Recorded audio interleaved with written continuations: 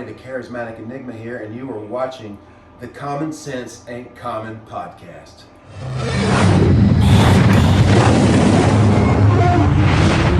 Bitch, I'm that damn good. Smoking on some good, some rosy on the wood. Standing on the shit so you can get it understood. It's pedigree in me because I'm that damn good. Bitch, I'm that damn good. Bitch, I'm that damn good. Smoking on some good, something rosy on the wood. And bitch, I got the belt so you just get it understood. It's pedigree in me because I'm that damn good. Bitch, I'm that damn good. Big old fire, I'm turning.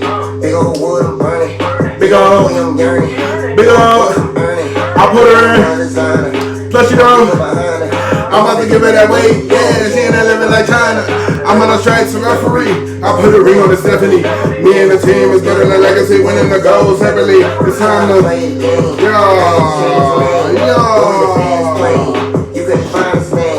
bitch, I'm that damn good, Smoking on some good, some rosy on the wood.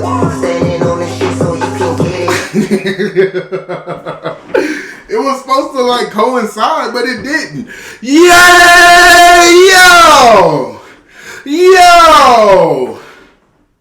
Yo, ladies and gentlemen, welcome to your Wrestling Weekly Report. Of course, I am your host.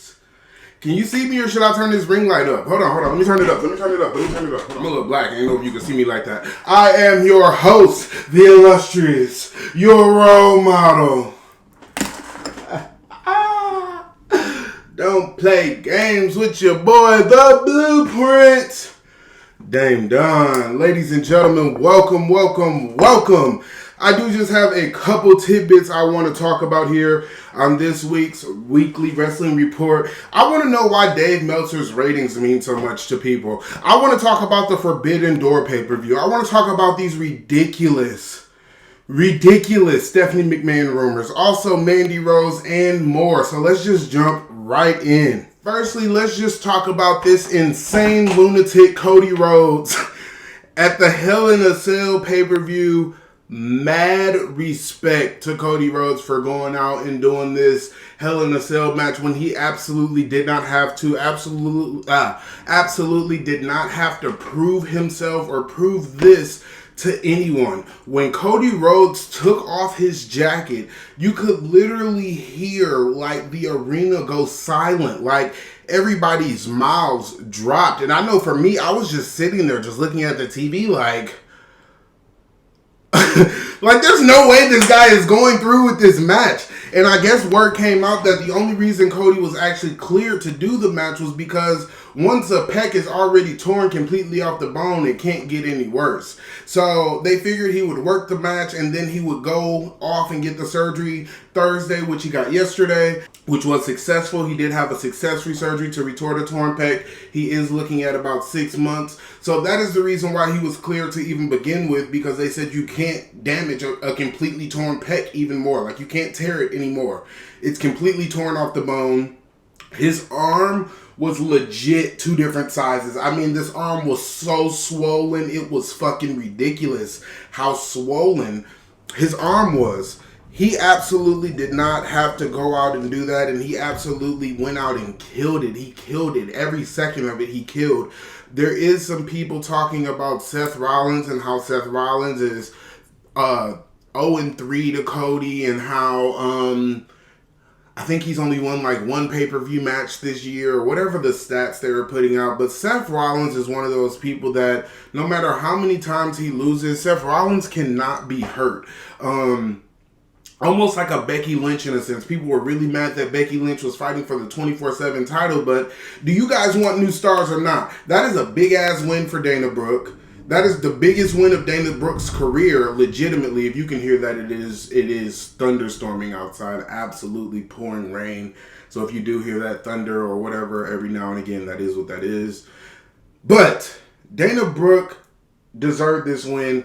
Becky Lynch couldn't have won the 24/7 title or anything like that. I do think it would have been interesting to see Becky Lynch win the 24/7 title, but that win needed to be Dana Brooke's win, and everybody was bitching and moaning about that. Dana Brooke has been there forever. It's really a shock that she hasn't been released yet. Like, And maybe Dana Warrior has something to do with that because she is really tight with Dana Warrior. So maybe that goes into play. But Dana Brooke has been there for a really long time, underutilized. So I'm not against Dana Brooke beating Becky Lynch because, of course, Becky Lynch cannot be hurt. Her or Seth. Like, them losing and putting over somebody new, it's not going to hurt them in any way. Like, they're like Teflon, kind of. Like, it's not going to hurt them whatsoever. Big Cass's contract for Impact Wrestling is up, and WWE is looking at him to bring him back in. So I would expect to see either Big Cass back in either WWE or AEW soon, seeing as he did just do that AEW thing. AEW is interested in Johnny Elite as well, so we'll see where that goes. I think AEW needs to just come to a point where they just stop signing talent, because it's starting to get to the point where they're just signing all these guys, and then like it's all of these people. It's going to get to a point where it's like, okay, I don't want to play with you anymore. Like Ruby Soho. I'm afraid it may happen to Athena, Ember Moon. Like, I'm just... They have to get to some point where they just stop these signings. They have to at least try to get another hour on Rampage or something. They have to do something. Unless they're going to be moving half these guys over to Ring of Honor. I seen a clip this past week of Goldust, Dustin Rhodes, wrestling on AEW Dark. This whole time, I was under the assumption that Dustin Rhodes was just like working in the back or something. This whole time, he's been on fucking YouTube. He's been on YouTube this whole time. They need to either move these people over to ROH. They need to add another hour to Rampage. They need to do something of the sort. Speaking of Athena, Ember Moon has debuted in AEW, and Jade Cargill recently just had a Twitter exchange with her and completely ate her for breakfast. Ember Moon posted a picture looking not really revealing, but more revealing than Ember would normally look. And so Jade quoted the picture and said, well, you look rather Mandy-ish to me. And I actually read the tweet in a meeting. So I'm in the meeting and I'm like, my mouth literally dropped. I'm like, what the fuck? Like, that was a crazy Twitter exchange. Alexa Bliss tried to jump in and she said, oh, I would defend her, but I don't even know who the hell that is. So Alexa's trying to play the who is she card or whatever, but it was a really good, intense Twitter battle, and Jade ate her up for lunch, breakfast, and dinner, left absolutely no fucking crumbs. No crumbs. Much like this Sasha Banks and Naomi situation, I don't know what the fuck to believe with AEW and Tony Khan and MJF.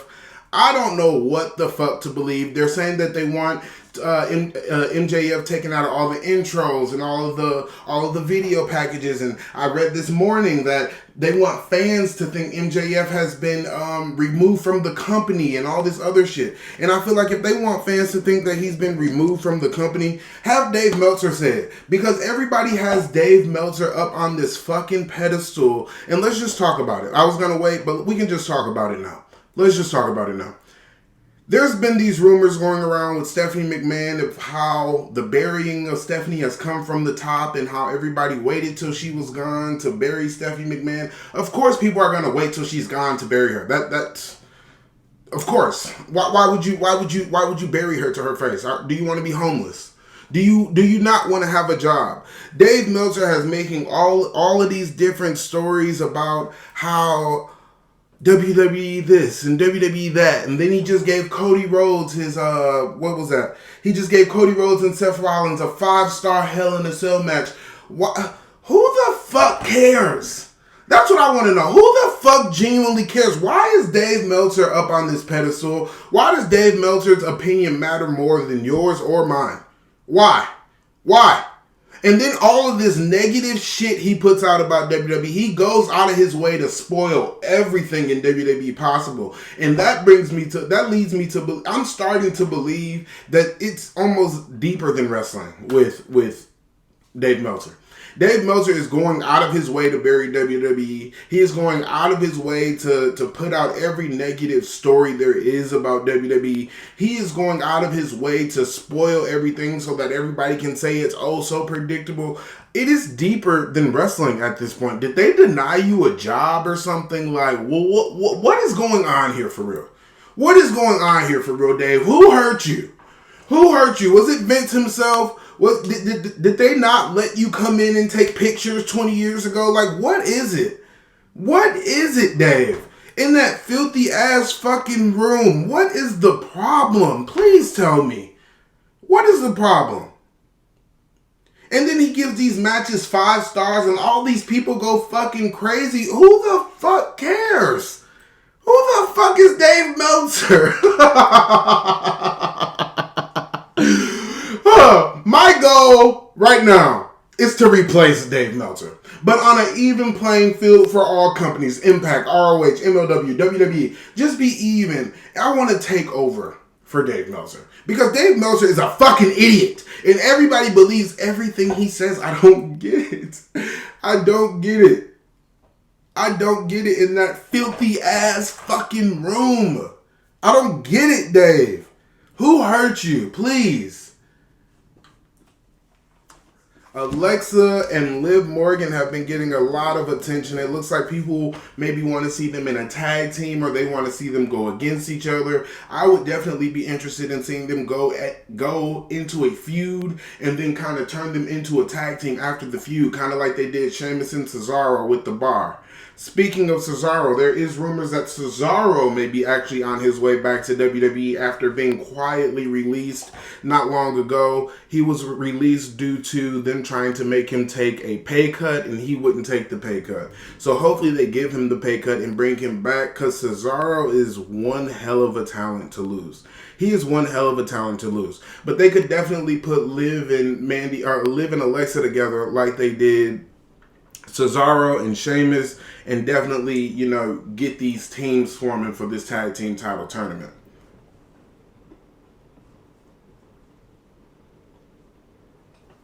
Apollo Cruz has been shipped back to NXT.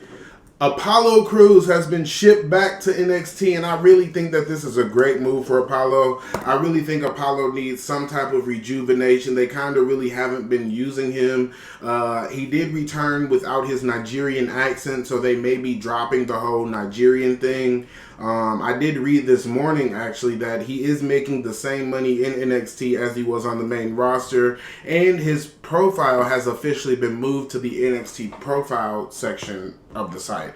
So it'll be interesting to see if this is temporary, is this like a new mainstay fit for him, or what exactly will happen with Apollo Cruz. I am excited for him if they actually do something with this. If they actually do something with this could be great, and then he could re-debut on the main roster later, and then, you know, it'll just be what it was supposed to be from the jump.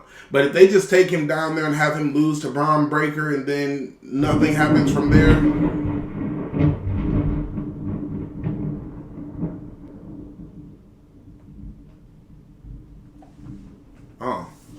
apparently the Undertaker is outside. But if they just have him lose to Braun Breaker and then nothing happens from there, I don't want to see that. I definitely don't want to see that. While we're down in NXT, Roxanne won the breakout tournament, beating Tiffany Stratton, or whatever her last name is. I am a really big fan of Tiffany, the daddy's little secret gimmick. I am a huge fan of Tiffany. She just has like this old school diva vibe, but like a diva that is allowed to wrestle, because I'm not going to say can't wrestle, because back then they were just not allowed to wrestle. So I'm going to say a diva that is allowed to wrestle. Like, she really does give me like this buff Tori Wilson vibe. Like, I really, really like Tiffany Stratton. I was really hoping for her to win this tournament, but of course Roxanne was like some type of, I think she was the ROH Women's Champion before she came over to NXT, so I'm sure that had something to do with that as well. While we are down in NXT, let's talk about God's greatest creation, the baddest bitch in the game, Mandy. Mandy Rose is murdering NXT right now. Murdering the NXT women's division. The baddest bitch in the game. Mandy Rose somehow looks better every week. She looks better every week. I would love to see her maybe do something different with her moveset. I do enjoy the knee. I would maybe love to see her get another finish. But the knee is working. But I would love to see her have like a standing something finish. I know she has the bed of roses. If she wants to go back to using that a little more, I would love to see that.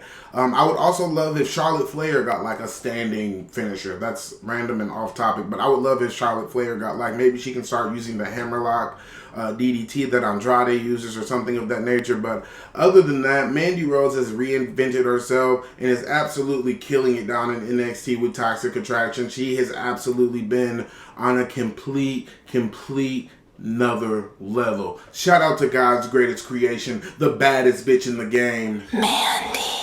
You want to be on her level? Climb, bitch. Climb. So, apparently, Vince went to Edge about Judgment Day being a supernatural group, and Edge declined, and so that is why Edge was removed from Judgment Day. I feel like part of me, I'm praying to God that Edge doesn't go back face. I do not want to hear You Think You Know Me. I just learned the words to his new song, so if we could keep that, that would be fucking great. I do not want Edge to be a face. I love when Edge pulls his hair out of the fucking root and he is just angry, and, you know, I love that Edge. Apparently Edge wasn't with the direction that they were trying to go, and of course this was reported by Dirt Sheets, and you know, everybody is just on the very WWE train, so you don't really know what's true and what's not true. But Finn Balor has taken over leadership of this group, and I don't really understand why. Yes, Finn has a lot of experience, but he doesn't have that much experience in WWE on Edge's level. You know what I'm saying? Edge can really take Damian Priest and Rhea Ripley to the levels that they need to go to because he's been there. Finn Balor has won the Intercontinental Championship a couple times, the U.S. Championship a couple times, and then the World Championship once, and then relinquished it due to injury. So when it comes to their careers in comparison, how the fuck do you replace Edge with Judgment Day? But part of me is really interested in and intrigued to see where this goes. Part of me is really excited to see where this goes. Part of me can't wait to see where this goes. Because Finn definitely has needed some type of change. But it'll just be interesting to see what happens with Rhea and Damian at this point. Speaking of Rhea, Rhea's gear was absolutely phenomenal at Hell in a Cell. She wore it again at Raw. Apparently it was not her gear. She made a tweet saying when your gear doesn't arrive on time, you compromise. So it was not her gear, but the gear looked absolutely tremendous, and I hope she sticks with it. I hope she sticks with it. Andrade El Idolor has returned to AEW, and it has sparked rumors of the return of the Queen. The Queen's return has to be right around the corner if Andrade is back. But it does look like on their IG story, they are on the way to their second honeymoon. So, I don't know. I guess we'll see Charlotte sometime in July because they're on honeymoon again. It looks like he just came back for that week and that was it. Unless they're just, maybe they're going to, I don't know what the fuck they're going to do. I don't know what the fuck they're going to do. But they're back on another honeymoon, so it may be a while before we do see the Queen again. The Forbidden Door pay-per-view is coming up. All of these people from New Japan are coming out. Will Ospreay just debuted on AEW this past week. I, for one, have never seen, like, Will Ospreay. Like, I've seen him, like, on, I've watched matches with, like, I believe it was him and Ricochet, and they were just kind of flipping around everywhere. I've watched maybe one or two of his New Japan matches. But when he walked through the curtain, I didn't realize, like, how big he was. Like, I thought he was, like, a cruiserweight size or something along that nature. I didn't expect him to be as tall or any of that stuff. Maybe that's why when he does all that flipping around, it's so impressive because of how big he is. Because I really expected him to be, like, the size of a cruiserweight. John Cena is set to return to action well, not to action, but to Monday Night Raw, June 27th. I do believe his next opponent will be Austin Theory. Austin Theory will beat John Cena at SummerSlam. Everybody's been calling Austin Theory the next John Cena forever. So when he beats John Cena and Cena puts him over, don't cry about it, because Austin Theory is about to beat John Cena. And I'm not going to just call him fucking Theory. I think that is so stupid. I think they should definitely go back to Austin Theory. I don't like just Theory. It is very stupid to me. His name is Austin Theory. And apparently they took the Austin off of his name because Austin is his real first name. Like, are you fucking kidding me?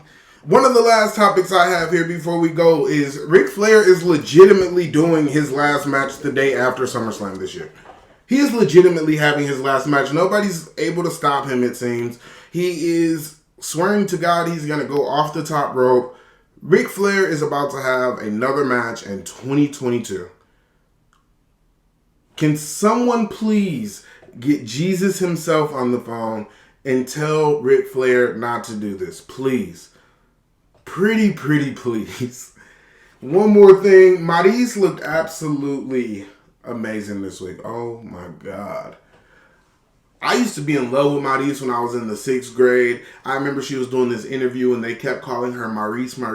And she said, no, my name is Maryse. So ever since then, I've known how to say her name. Her name is Maryse. Maryse. Maryse. Maryse. Maryse. But that is all I have for you this week. I will see you on the non-wrestling episode. I don't know. I'm going to record it this week. I got a lot going on. We will talk about it on the non-wrestling episode. I will see you there. Don't meet me there. Beat me there. I am your host, the illustrious, your role model, the blueprint. Dang Don. Deuce. Oh shit, I ain't have it ready. Sorry. Cold dog, that nigga cold dog. I got a cold shoulder for a fuck nigga if you prove me tomorrow. I'm pulling up, I got a hammer. I threw an X on the banner.